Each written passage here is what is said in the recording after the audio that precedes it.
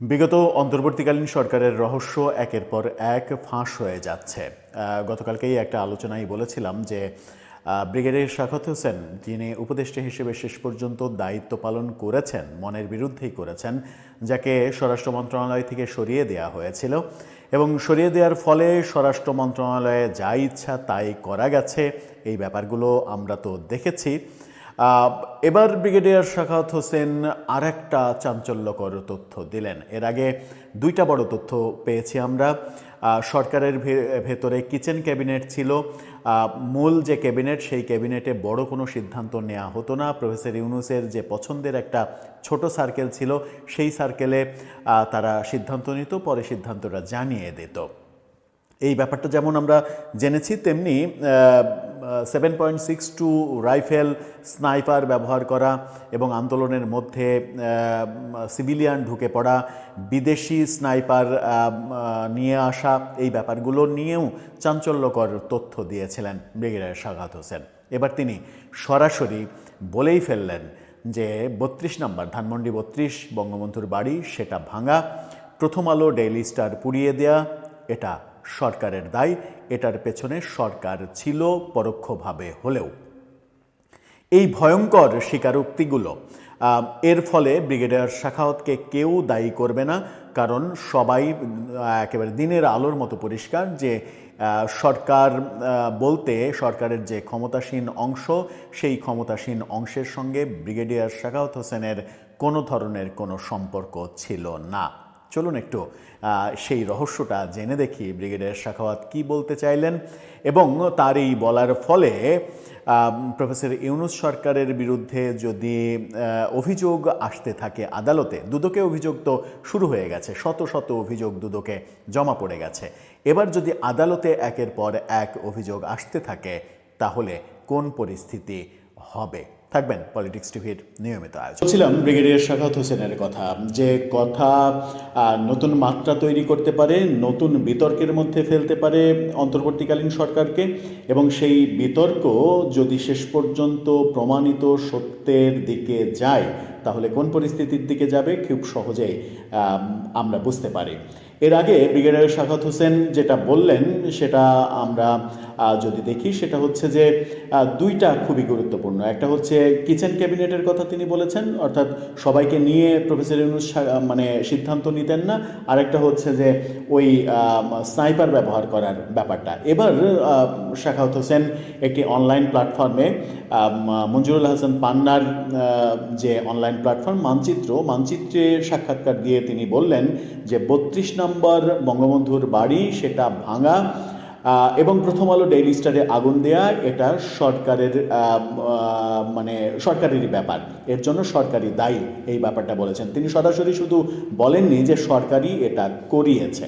আমরা দেখেছি 32 নম্বর বাড়ি ভাঙার ক্ষেত্রে সরকারি বুলডোজার ব্যবহার করা হয়েছে এবং সরকার সেখানে কোনো ধরনের কোনো বাধা দেয়া, প্রতিরোধ তৈরি করার কোনো ঘটনা ঘটায়নি।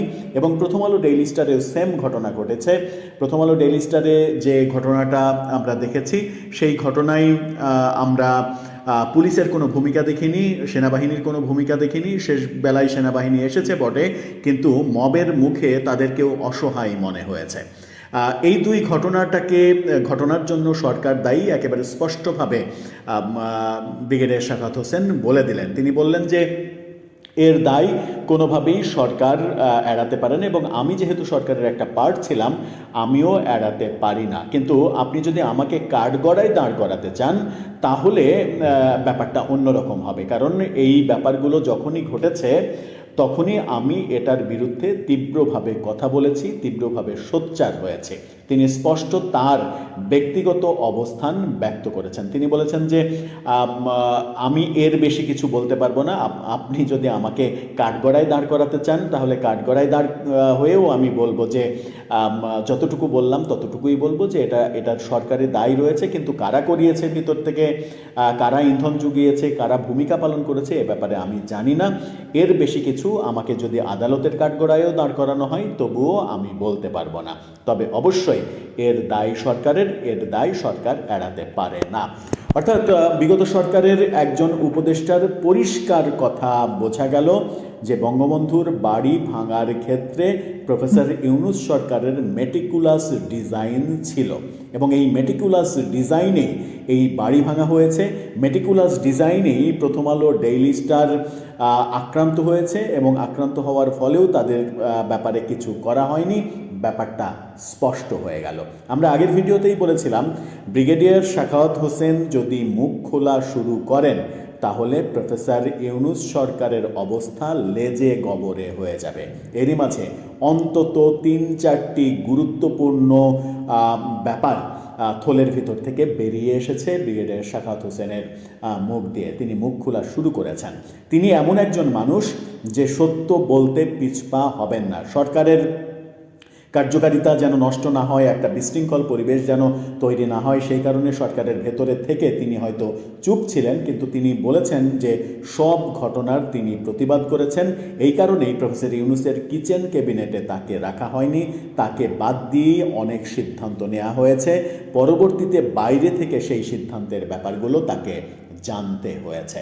দর্শক, আপনি এবার কিভাবে দেখবেন 32 নম্বরে বঙ্গবন্ধুর বাড়ি ভেঙে ফেলার মাধ্যমে প্রফেসর ইউনূস সরকার কি করতে চেয়েছিল? ওই যে রিসেট বাটন টিপেছিলেন তিনি, সেই রিসেট বাটনে সত্যি সত্যি কি মুক্তিযুদ্ধের ইতিহাস, বাংলাদেশে যারা সত্যিকারের বড় গণমাধ্যম, সেই গণমাধ্যমগুলোর অবস্থান, এগুলো যেন না থাকে, সেই রিসেট বাটন টিপে কি তিনি